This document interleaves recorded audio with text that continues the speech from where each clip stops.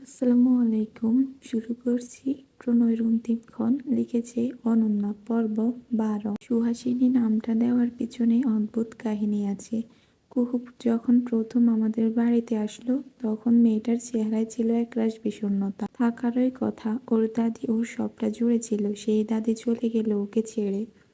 মেয়েটা যেন একদম নিঃস্ব হয়ে যায়। ওর সাথে আমার এর আগে দেখা হয়নি বললেই চলে।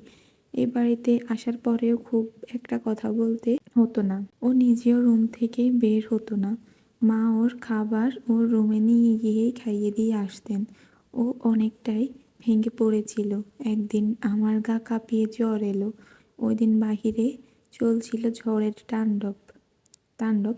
মা অনেকটা চিন্তিত হয়ে পড়লেন। বাবা তো দেশে থাকেন না, তাই চিন্তাটাই বেশি ছিল।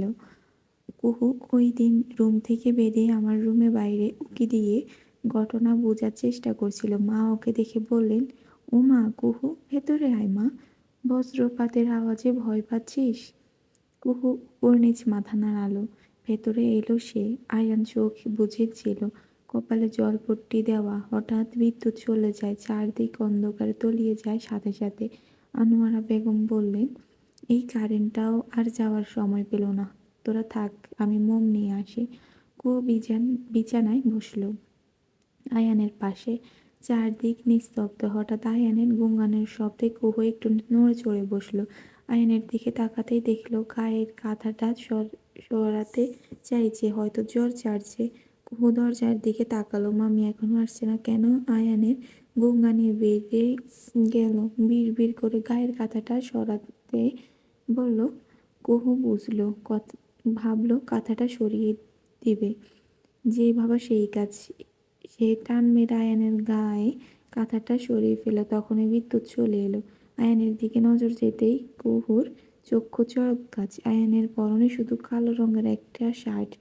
কুহু ড্যাব করে তাকিয়ে রইল সেদিকে। আয়ান তখন একটু একটু করে তাকালো। ঝাপসা ঝাপসা দেখছে সব। হঠাৎ কুহুকে দেখতেই ভড়কালো ছেলেটা। ওর তাকানো অনুসরণ করে তাকাতেই আরো ভড়কালো। কুহু তখনও খুব মনোযোগ সহকারে তাকিয়ে যেন খুব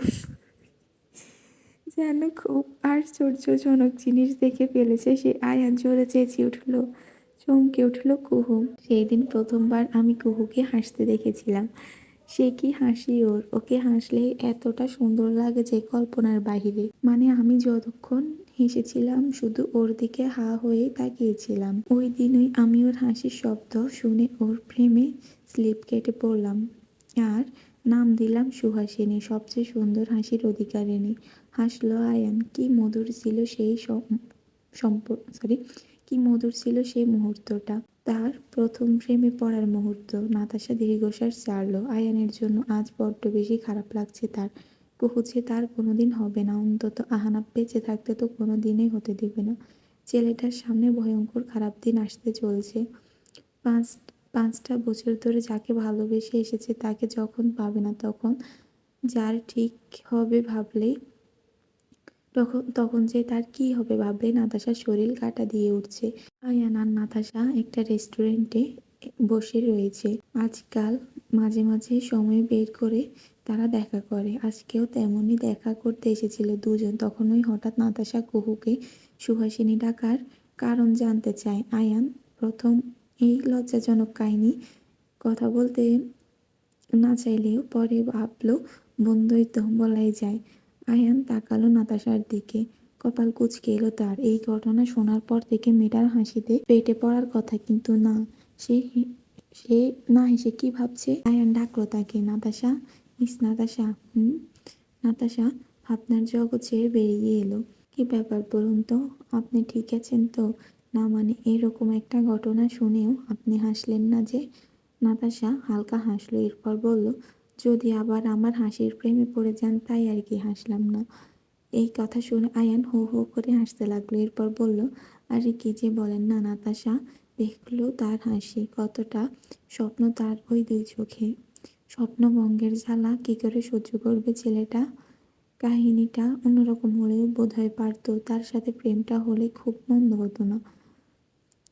ওহ হ্যালো, আবার কোথায় হারিয়ে গেলেন বলুন তো? নাতাশা হেসে দুই দিকে মাথা নাড়ালো। আয়ান কফিতে চুমুক দিয়ে বলল, আজকে তো আপনাদের ভার্সিটিতে নবীনবরণ অনুষ্ঠান, তাই না? নাতাশা হঠাৎ মনে পড়ার মতো করে বলল। আরে হ্যাঁ, ভুলে তো গিয়েছিলাম, এত দেরি করলো না এবার অনুষ্ঠানটা। কি বলবো মিস্টার আয়ান, আপনাকে কিন্তু যেতে হবে। পরপরই ঘড়ি দেখে বলল, এখন 10টা বাজে। অনুষ্ঠান শুরু হতে হতে 12টা। আপনাকে আমি সাথে নিয়ে যাব। No excuse.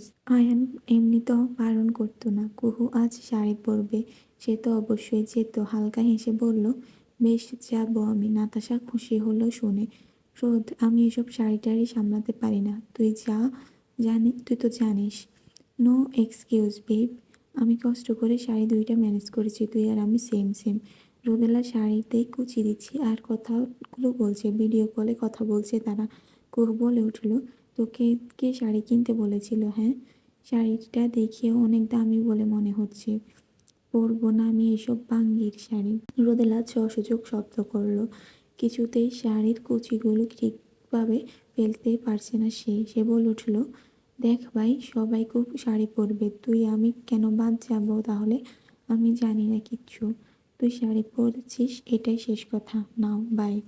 রোদেলা কল কেটে দিল। কুহু কিছু বলার সময়টাও পেল না। কোলে থাকা মেরুন রঙের শাড়িটার দিকে তাকালো সে। এরপর দীর্ঘশ্বাস ছাড়লো। কিন্তু সে তো শাড়ি পরতেই জানে না। মামিকে বলবে কি একবার? না থাক, শাড়ি তো পরাবেই না, উল্টো ঝাঁটা দিয়ে দৌড়ানো দিবে। বহু ভাবতে লাগলো যে কি করবে। পরক্ষণেই ইউটিউবের মতো সাংঘাতিক জিনিসের কথা মাথায় এলো তার। ব্যাস হয়ে গেল সব সমাধান, হাসলো কুহু। আধা ঘন্টা পর ফাইনালি আই এম রেডি। কুহু আয়নার দিকে তাকিয়ে এদিক সেদিক দেখতে লাগলো। ঠিক তখন ঠক ঠক শব্দ হলো দরজায়। কুহু শাড়িটা উঁচু করে ধরে কোনো মতো দরজা খুলল। আনোয়ারা বেগমের কুহুর দিকে চোখ পড়তে কপাল কুঁচকালেন। এরপরই হো হো করে হেসে ফেললেন। কুহু চমকালো খানিকটা। আনোয়ারা বেগম বললেন, এটা কি পরেছিস? মনে হচ্ছে যেন কাপড় পেঁচিয়ে রেখেছিস। কুচির কি হাল, আর আঁচল এত বড় কেন? হা হা হা। কুহুর মুখটা চুপসে গেল। আনোয়ারা বেগম ভিতরে এসে বললেন, এদিকে আই, মুখ পরি। কিছুই তো পারিস না। কুহু যেতেই আনোয়ারা বেগম শাড়ি খুলে আবার সুন্দর করে পরিয়ে দিতে লাগলো। কুহু পুরোটা সময় আনোয়ারা বেগমের দিকে তাকিয়েছিল। মা মানে কুহু বোঝে না। আনোয়ারা বেগম যেভাবে যত্ন করে শাড়ি পরিয়ে দিচ্ছে কুহু, এতেই কেমন যেন মামা অনুভব করছে। শাড়ি পরানো শেষ হতেই আনোয়ারা বেগম বললেন, শাড়ি পরেছিস ভালো কথা, সামলাতে পারবি তো? দেখিস আবার খুলে টুলে যেন না যায়। কুহু মাথা নাড়ালো। আনোয়ারা বেগম চলে যেতে নিয়েও কি মনে করে আবার ফিরে এলেন। কুহুর চোখের কাজল থেকে একটু নিয়ে ওর কানের পাশটায় দিয়ে দিল। কুহু হতবাক হলো এহেন কাণ্ডে। আনোয়ারা বেগম বললেন, তাড়াতাড়ি যেন ফিরে আসা হয়। আমার আসলে একটা কথা মনে পড়ছে, ভিডিওর মাঝখানে কথা বলতেছি, হ্যাঁ। আহ, কুহু তো সব জায়গায় শুধু পরে, এখন যদি শাড়ি পরে পরে তো কি হবে? যাই হোক, কথাটা বলে চলে গেলেন তিনি। কুহু হালকা হাসলো। বাহিরে বাহিরে যত যাই বলুক না কেন, মানুষটা ভেতরে ভেতরে তাকে অনেক ভালোবাসে। ওই দিন যদি সে ওই ভুলটা না করতো তাহলেই হতো। কুহু ভাবনার মাঝে রোদেলার কল এলো। সে ভাবনা চিন্তা বাদ দিয়ে দ্রুত কদমে বেরোলো। রোদেলার আজ তাকে নিয়ে যাবে বলে জেদ করেছে। শাড়ি পরে সেও বাস দিয়ে যেতে পারবে না। আয়ানও নেই, যে আর আয়ানও নেই, তাই সেও আর মানা করেনি।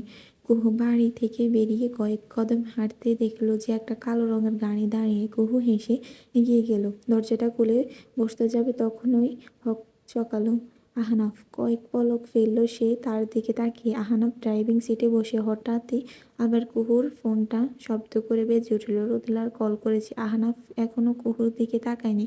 সে এখনো সামনের দিকে তাকিয়ে। কুহু কলটা রিসিভ করলো। কি রে বাঙ্গিরে শালি, কই তুই? রোদেলা বলে উঠলো, আরে আর বলিস না ইয়ার, আমার এক খাটাস চাচাতো ভাই আজ দেশে এসেছে, মানে ওনারা পুরো ফ্যামিলি আর কি। বেরোতে যাব ঠিক অমন সময় আব্বু বললো যে তারা নাকি কাছাকাছি এসে পড়েছে, দেখা করেই যেন যাই। তুই একটু, মানে, কুহু বলে উঠলো, তুই বলতে কি চাইছিস? কেন, আহনাফ ভাই পৌঁছায়নি? কুহু আহনাফের দিকে তাকিয়ে বলল, দোস্ত তুই একটু, মানে, ওনার সাথে চলে যা না প্লিজ।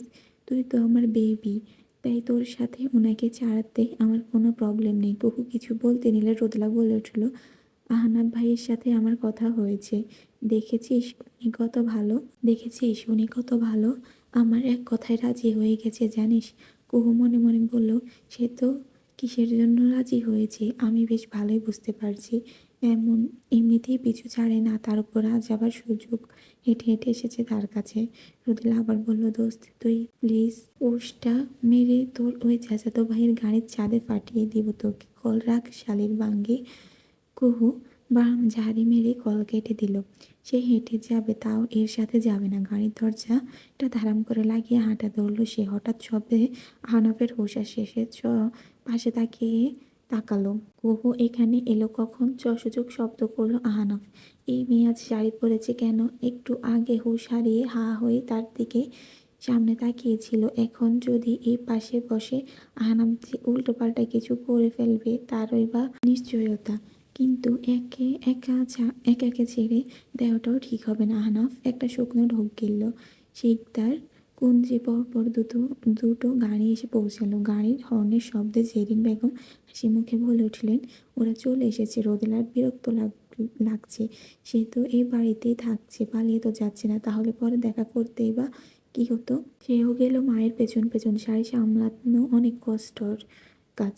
রোদেলা মায়ের সাথে দাঁড়ানো। প্রথম গাড়ির দরজাটা খুলে গেল। নেমে এলো এক মধ্যবয়স্ক লোক, মুখে অমায়িক হাসি। অপর পাশের দরজাটা খুলে নেমে এলো শাড়ি পরিহিত এক নারী। চোখে পানি চিকচিক করছে। জেরিন বেগম দৌড়ে গেলেন। কেমন আছো আপা? আনিশা বেগম কথা বলতে পারলেন না। জেরিন বেগমকে জড়িয়ে ধরে কান্নায় ভেঙে পড়লেন। রোদেলা চুপচাপ দাঁড়িয়ে দাঁড়িয়ে সবটা দেখছে শুধু। আখিল শাহরিয়ার হাসলেন। রোদেলার নজর গেল পেছনে গাড়িটার দিকে। ওটাতে আবার কে? তখনই গাড়ির দরজা খুলে গেল। নেমে এলো এক যুবক। রোদেলার না চাইতেও হা করে তাকিয়ে রইল তার দিকে।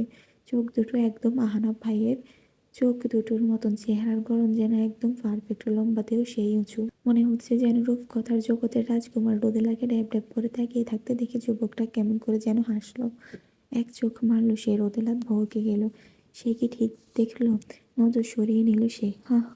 যত সুন্দরী হোক না কেন আহনাফ ভাইকে ছাড়াতে পারেনি। ছেলেটা চাবির রিং হাতে ঘোরাতে ঘোরাতে সামনে এসে উপস্থিত হলো। সাজ্জাদ শাহরিয়ার বললেন, ছেলেকে দেখবে না? শুধু আপাকে জড়িয়ে ধরে কাঁদলেই হবে। রোদেলা বুঝলো যে এটাই সে রাহুল। আসলেই কিন্তু সেই হ্যান্ডসাম। পরপরই রোদেলা নিজের মাথায় গাঁটটা মারল। জেরিন বেগম চোখের পানি মুছে রাহুলের দিকে তাকালেন। রাহুল মুচকি হেসে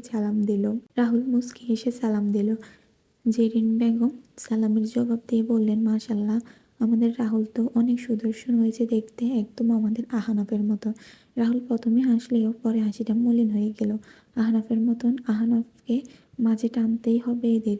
তবে সেই বিরক্তি সে প্রকাশ করলো না। মুখে বলল, কেমন আছো ছোট মা?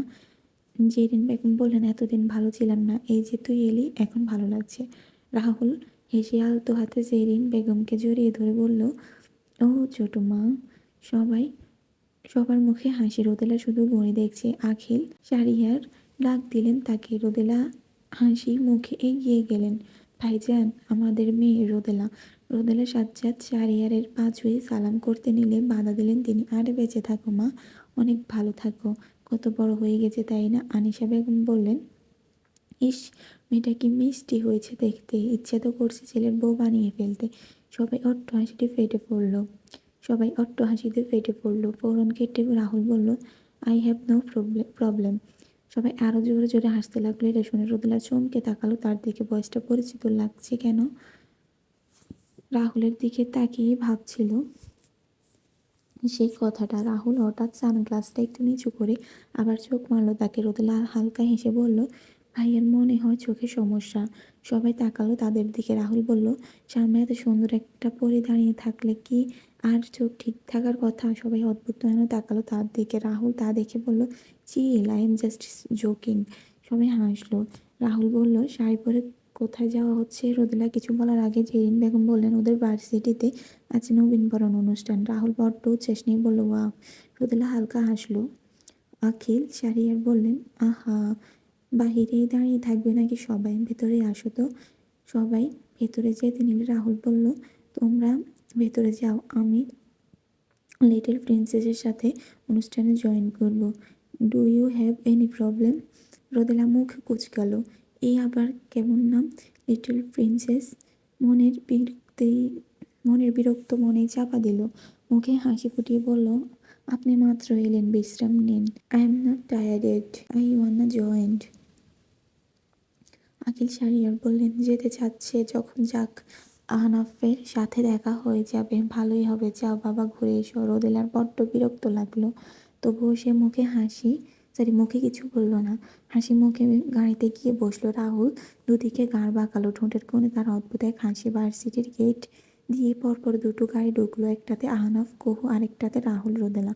গাড়ি দুটো একসাথে থামলো, গাড়ির দরজা খুলে একসাথে বেরোলো সব। রোদেলা কুহুকে দেখতে চেয়ে চেয়ে উঠল, বেবি। রাহুল ভ্রু কুঁচকেল। রোদেলা হাত নাড়িয়ে ডাকছে কুহুকে। আহনাফ তাকালো তাদের দিকে। রাহুল আস্তে করে একটা গালি দিল, সাথে আহনাফও একটা গালি দিল। কুহু হেসে এগিয়ে আসতে নেবে, তখন তার পাশে দাঁড়ানো যুবকটার দিকে চোখ গেল। মুখের হাসি উবে গেল মেয়েটার। তার পুরো পৃথিবী যেন স্তব্ধ হয়ে গেল। এটা সে কাকে দেখছি? ভেতরে ঝড় শুরু হয়ে গেল তার। নিজের চোখকে বিশ্বাস করতে কষ্ট হচ্ছে। এতগুলো বছর পর আবার সে ব্যক্তিকে দেখে যেন স্তব্ধ বনে গেল। অজান্তে কাজল কালো চোখে পানি চলে এসেছে, অথচ ব্যক্তিটি তাকে দেখে একবার দেখে নজর সরিয়ে নিয়েছে। তখন গালি দিলেও দুজন এখন কৌশল বিনিময় করছে। কুহু অবাক হয়ে গেল। এটা তার কল্পনা নয়, এটা সত্য। ও ফিরে এসেছে। হতভম্ব হয়ে বিড় করে আওড়ালো একটা নাম, রেনান।